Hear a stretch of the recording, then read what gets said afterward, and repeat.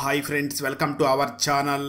ఈరోజు నేను 2025లో తమిళ్ మరియు తెలుగు లాంగ్వేజ్ లో అర్జున్ సర్జా మరియు జీవా కలిసి నటించినటువంటి ఒక మంచి action adventure fantasy mystery movie స్టోరీని ఎక్స్ప్లెయిన్ చేయబోతున్నాను. అదే Agathiya. Now let's start our video.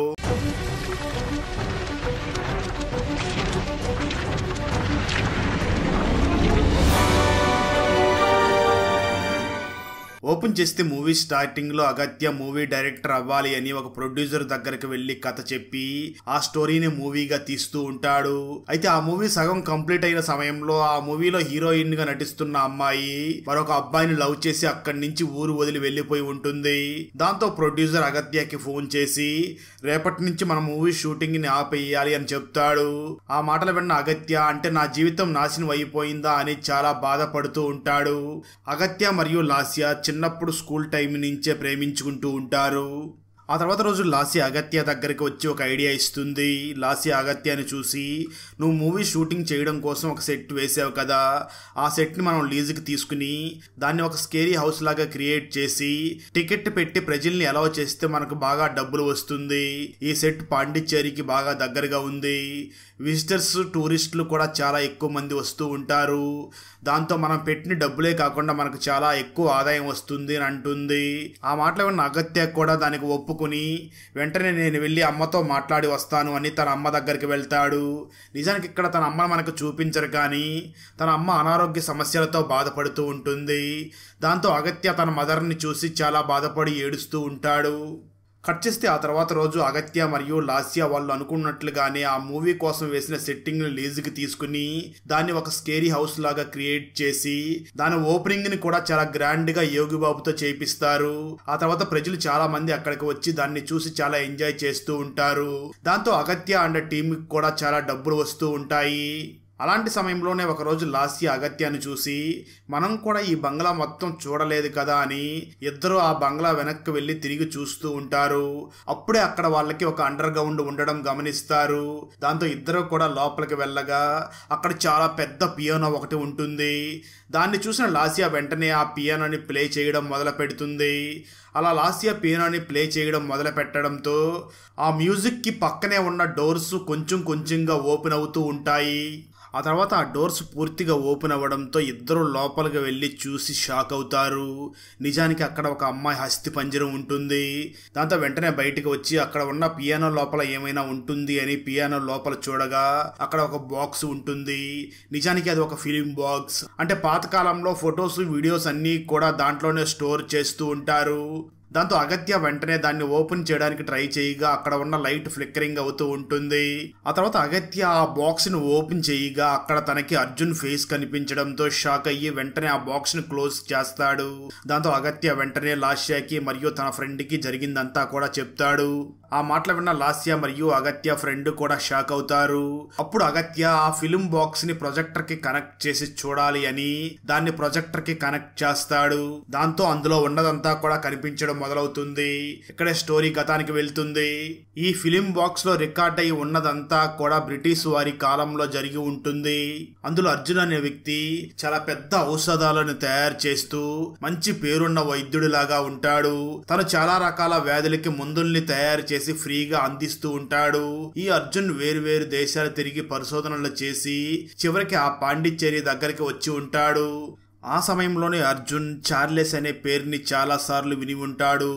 దాంతో అర్జున్ ఆ చార్లెస్ ఎవరో అని తన పక్కన ఉన్న వాళ్ళని అడగ్గా వాళ్ళు అర్జున్ చూసి, సార్, ఆ చార్లెస్ చాలా క్రూరుడు, చాలా చెడ్డవాడు. తను నల్ల జాతి వాళ్ళని చూస్తే రెచ్చిపోయి వాళ్ళ మీద దాడి చేస్తూ వాళ్ళని బానిసల్లాగా చూస్తూ వాళ్ళని చిత్రహింసలు పెడుతూ వాళ్ళ వీపు మీద తను సైన్ చేస్తూ ఉంటాడు. తనకి నల్ల జాతీయులంటే అసలు ఇష్టం ఉండదు అని చెప్తారు. అలాంటి చార్లెస్ ఉండే ప్యాలెస్ కి అర్జున్ ఒకరోజు వెళ్తాడు. అర్జున్ ని చూసిన ఆ చార్లెస్ ఏమీ పట్టించుకోకుండా అక్కడి నుంచి వెళ్ళిపోతాడు. నిజానికి అర్జున్ అక్కడికి ఆ చార్లెస్ చెల్లెలైనటువంటి మెర్లిన్ కి వైద్యం చేయడానికి వెళ్ళి ఉంటాడు. మెర్లిన్ చాలా చిన్న వయసు నుంచి కూడా పక్షవాతంతో బాధపడుతూ ఉంటుంది. చార్లెస్ అర్జున్ దగ్గరికి వచ్చి, నేను నా చెల్లెల్ని చాలా దేశాలు తిప్పి వైద్యం చేయించాను, చాలా ఇంగ్లీష్ మందులు వాడాం, కానీ నయం కాలేదు, చివరిసారిగా నీకు ఒక అవకాశం ఇస్తున్నాను అని అంటాడు. ఆ మాటలు విన్న అర్జున్ వెంటనే ఆ చార్లెస్ని చూసి, నాది ఒక కండిషన్, నేను నీ చెల్లికి 48 రోజుల్లో నయం చేస్తాను, అయితే నువ్వు మాత్రం ఇంకెప్పుడూ కూడా నల్లజాతి వాళ్ళ మీద అంత క్రూరంగా బిహేవ్ చేయకూడదు, వాళ్ళని చిత్రహింసలు చేసి వాళ్ళ వీపు మీద నువ్వు సైన్ చేయకూడదు, దానికి బదులుగా నువ్వు పెన్ను పేపర్ తీసుకుని మంచిగా పరిపాలిస్తూ ఉండాలి అని అంటాడు. ఆ కండిషన్కి చార్లెస్ ఒప్పుకోవడంతో అర్జున్ కూడా తన చదువుకున్న వైద్య శాస్త్రం ప్రకారం కొన్ని మూలికల్ని తీసుకుని వచ్చి ఆ మెర్లిన్కి వైద్యం చేయడం స్టార్ట్ చేస్తాడు. అలా నెమ్మదిగా మెర్లిన్ కోలుకుంటూ ఉంటుంది. కొన్ని రోజుల తర్వాత నిజంగానే దాదాపు 90% వరకు మెర్లిన్ కోలుకుంటుంది. ఇంతకుముందు తను మంచంలో నుంచి లేవలేని స్థితిలో ఉంటుంది, కానీ ఇప్పుడు మాత్రం మంచంలో నుంచి లేచి నడిచే స్థాయికి వస్తుంది. ఇదంతా కూడా ఆ అర్జున్ వైద్యం వల్లనే జరిగింది అని ఆ చార్లెస్కి కూడా అర్థమవుతుంది. కొన్ని రోజుల తర్వాత అర్జున్ మరియు మెర్లిన్ కూడా చాలా క్లోజ్గా మూవ్ అవుతూ ఉండడం ఆ చార్లెస్ గమనిస్తాడు. దాంతో చార్లెస్ వెంటనే ఒక గన్ను తీసుకుని ఎవరన్నా షూట్ చేస్తాడు. అక్కడతో ఈ వీడియో అయిపోతుంది. స్టోరీ కూడా ప్రెజెంట్కి వస్తుంది. దాంతో అగత్య ఆ బాక్స్లో ఇక్కడ వరకే వీడియో ఉంది అని ఆ రూమ్ మొత్తం కూడా వెతగ్గా తనకి ఒక బుక్ కనిపిస్తుంది. దాంతో అగత్య ఆ బుక్ని చదివి అర్జున్ గురించి తెలుసుకుంటూ ఉంటాడు. స్టోరీ మళ్ళీ గతానికి వెళ్తుంది. ఒకరోజు డాక్టర్ అర్జున్ వెళ్లి బ్రిటిష్ యువరాణిని కలవగా ఆ బ్రిటిష్ యువరాణి అర్జున్తో మాట్లాడుతూ, బోన్ క్యాన్సర్కి ఇప్పటి వరకు ఎవరో కూడా మందుని కనిపెట్టలేదు, దీనివల్ల చాలా వందల మంది చనిపోతున్నారు, రోజుకు సుమారు 1000 మందికి పైగా మరణిస్తున్నారు, ఇప్పటి వరకు సుమారు 5 కోట్ల మంది చనిపోయారు, కాబట్టి మీరు ఆ బోన్ క్యాన్సర్కి మందు కనిపెట్టండి అని ఆ అర్జున్ని బ్రిటిష్ యువరాణి వేడుకుంటుంది. అక్కడతో ఈ సీన్ కట్ అవుతుంది. స్టోరీ మళ్ళీ ప్రజెంట్కి వస్తుంది. నిజానికి అగత్య వాళ్ళ మదర్ కూడా ఈ బోన్ క్యాన్సర్ వ్యాధితోనే చాలా బాధపడుతూ ఉంటుంది. అంతకుముందు అగత్య మదర్ చాలా ఆరోగ్యంగా జీవించి ఉంటుంది, కానీ ఈ వ్యాధి వచ్చిన తర్వాత తను చాలా అనారోగ్య సమస్యలతో బాధపడుతూ ఉంటుంది. అయితే అగత్య మాత్రం తన అమ్మకి మంచి ట్రీట్మెంట్ చేయించడం కోసం చాలా ప్రయత్నిస్తూ ఉంటాడు. ఆ సమయం స్కేరీ హౌస్ లో అర్జున్ బుక్ ని చదువుతూ ఉండడంతో అక్కడికి మెర్లిన్ ఆత్మ వచ్చి ఆ అగత్యాన్ని చూసి, ఇక్కడ నువ్వు ఉండడం మంచిది కాదు, ఇక్కడి నుంచి నువ్వు వెళ్ళిపో అంటూ తరుముతూ ఉంటుంది. అయినా అగత్య మాత్రం అక్కడే ఉంటాడు. సరిగ్గా అదే సమయంలో చార్లెస్ ఆత్మ కూడా అక్కడికి వచ్చి అగత్యాన్ని బయటికి తోసేస్తుంది. అప్పుడు అగత్యకి అసలు చార్లెస్కి మరియు మెర్లిన్కి ఏమైంది, అదేవిధంగా ఆ వైద్య శాస్త్రవేత్త అయినటువంటి అర్జున్కి ఏమైందో తెలుసుకోవాలి అని డిసైడ్ అవుతాడు. మరోపక్క అగత్య మదర్కి ఆరోగ్యం బాగా క్షీణించడంతో తనని తీసుకుని వెళ్ళి హాస్పిటల్లో అడ్మిట్ చేస్తారు. డాక్టర్ అగత్య దగ్గరికి వచ్చి, ఈ బోన్ క్యాన్సర్కి ఎవరో కూడా ఇంకా మందుని కనిపెట్టలేదు, మీ అమ్మ మరికొద్ది రోజుల్లో చనిపోతుంది అని చెప్తాడు. అప్పుడే అగత్యకి ఈ బ్రిటిష్ కాలంలో ఆరోగ్య శాస్త్రవేత్త అయినటువంటి ఆ అర్జున్ ఇప్పుడు లేడు, కానీ తను ఖచ్చితంగా అప్పట్లోనే ఈ బోన్ క్యాన్సర్కి మందుని కనిపెట్టి ఉంటాడు, అందుకే మనం ఇప్పుడు అతని గురించి తెలుసుకోవాలి అని డిసైడ్ అవుతాడు. దాంతో అగత్య వెంటనే ఆ స్కేరీ హౌస్ ఉన్న ఆ బిల్డింగ్ ఓనర్తో మాట్లాడి ఆ బిల్డింగ్ వెనకాల ఉన్న కథను తెలుసుకోవడం కోసం ఆ బిల్డింగ్ ఓనర్ దగ్గరకు వెళ్ళగా అక్కడ ఒక మహిళ ఉంటుంది. అగత్య వెంటనే ఆ మహిళని కలిసి, మీకు ఈ బిల్డింగ్ గురించి ఏం తెలుసో చెప్పు అని అంటాడు. దాంతో ఆ మహిళ తనకు ఆ బిల్డింగ్ గురించి తెలిసింది మొత్తం చెప్పడం మొదలు పెడుతుంది. స్టోరీ మళ్ళీ గతానికి వెళ్తుంది. ఆ వైద్య శాస్త్రవేత్త అయినటువంటి అర్జున్ బ్రిటిష్ యువరాణి చెప్పింది అని బోన్ క్యాన్సర్ కి మందుని కనిపెట్టడం కోసం చాలా తీవ్రంగా ప్రయత్నిస్తూ, నేను ఎలాగైనా సరే ఈ మందుని కనిపెట్టాలి, నేను ఈ మందుని కనిపెట్టి అన్ని దేశాలకి ఫ్రీగా ఇవ్వాలి అనుకుంటూ ఉంటాడు. అయితే అక్కడ ఉన్న కొంతమంది ఈ విషయాన్ని తీసుకుని వెళ్లి చార్లెస్ కి చెప్పడంతో చార్లెస్ మాత్రం ఎలాగైనా మనం అగత్యాన్ని మన కంట్రోల్లో పెట్టుకోవాలి అని డిసైడ్ అవుతాడు. దాంతో చార్లెస్ అగత్యకి చాలా క్లోజ్ అవుతూ ఉంటాడు. ఒకానొక సందర్భంలో ఇద్దరూ కూడా బెస్ట్ ఫ్రెండ్స్గా తయారవుతారు. మరోపక్క చార్లెస్ చెల్లి అయినటువంటి మెర్లిన్ అర్జున్ని చాలా ప్రేమిస్తూ ఒకరోజు ఎవరో లేని సందర్భంలో ఆ అర్జున్ దగ్గరికి వెళ్ళి తన ప్రేమను వ్యక్తపరుస్తూ ఉంటుంది. అదే సమయంలో అక్కడికి ఒక బందిపోటు వస్తాడు.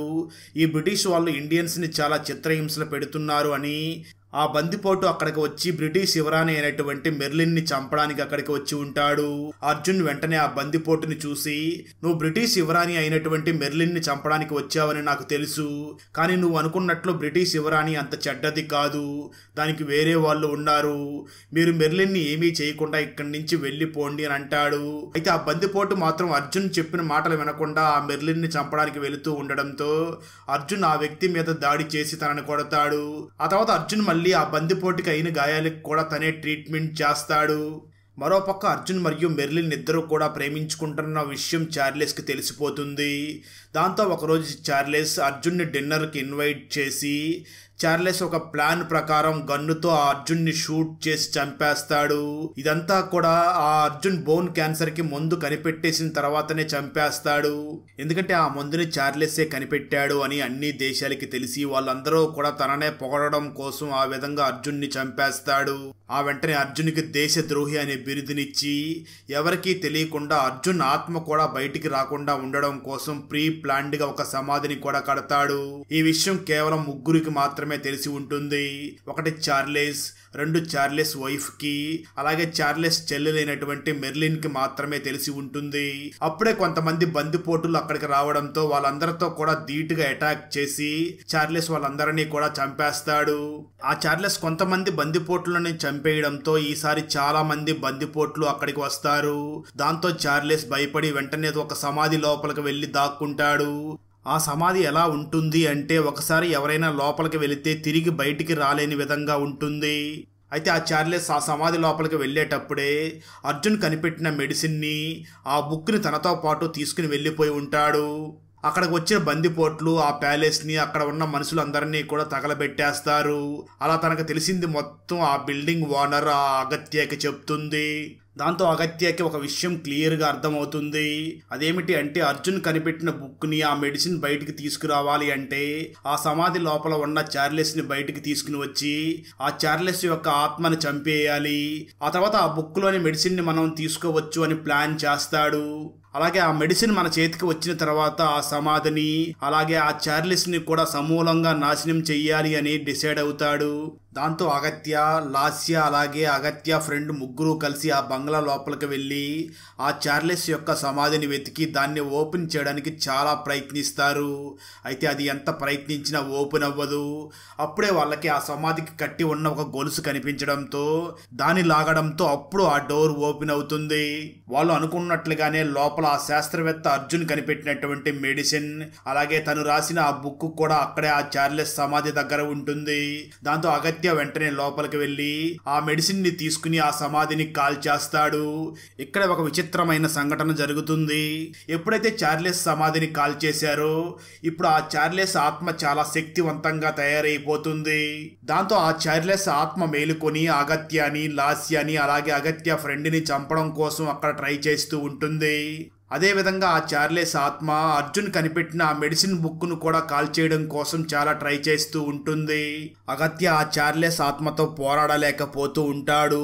సరిగ్గా అదే సమయంలో అగత్యకి హెల్ప్ చేస్తూ ఆ చార్లెస్ ఆత్మతో పోరాడడానికి అక్కడికి ఆ అర్జున్ ఆత్మ కూడా వస్తుంది. ఇద్దరి మధ్య చాలా భయంకరంగా పోరాటం జరుగుతుంది. చివరికి ఆ చార్లెస్ ఆత్మని టోటల్ గా అంతం చేస్తారు. కట్ చేస్తే ఆ తర్వాత అగత్య మెడిసిన్ ని కనిపెట్టి అందరికీ కూడా ఆ మెడిసిన్ ని ఫ్రీగా సప్లై చేస్తాడు. ఒక్క బోన్ క్యాన్సర్ వ్యాధికే కాకుండా ఏ రోగానికైనా నేను మెడిసిన్ ని కనిపెట్టగలను. అది ఎలాగంటే అర్జున్ సృష్టించిన ఈ బుక్ లో అన్ని వివరంగా రాసి ఉంది అని చెప్తూ ఉంటాడు. ఈ విషయం అంతా కూడా లైవ్ టెలికాస్ట్ అవుతూ ఉంటుంది. అదే విధంగా అగత్య అర్జున్ యొక్క గొప్పతనం గురించి ప్రపంచం మొత్తం చాటి చెప్తాడు. మరోపక్క అగత్య మదర్ కూడా కొంచెం కొంచెం కోలుకుంటూ ఉంటుంది. సరిగ్గా అలాంటి సమయంలోనే లాస్య అగత్య దగ్గరికి వచ్చి, నువ్వు మీ అమ్మ కోసం ఇంత కష్టపడి చేసావు, కానీ మీ అమ్మ మాత్రం నిన్ను గుర్తుపట్టలేని స్థితిలో ఉంది. అంటే మీ అమ్మకు నువ్వెవరో కూడా గుర్తులేదు, ఎందుకు నువ్వు అంత కష్టపడ్డావు అని అడుగుతుంది.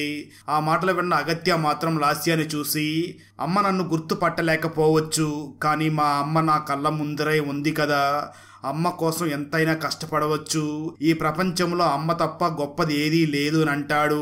అక్కడతో ఈ మూవీ అయిపోతుంది. ఫ్రెండ్స్, వీడియో నచ్చినట్లయితే లైక్ చేసి ఒక చిన్న కామెంట్ చేస్తే నెక్స్ట్ వీడియో చేయడానికి ఎంకరేజింగ్గా ఉంటుంది. అలాగే ఛానల్ని సబ్స్క్రైబ్ చేసి పక్కనే ఉన్న బెల్ ఐకాన్ని క్లిక్ చేసి సపోర్ట్ చెయ్యండి. Thanks for watching. జై హింద్.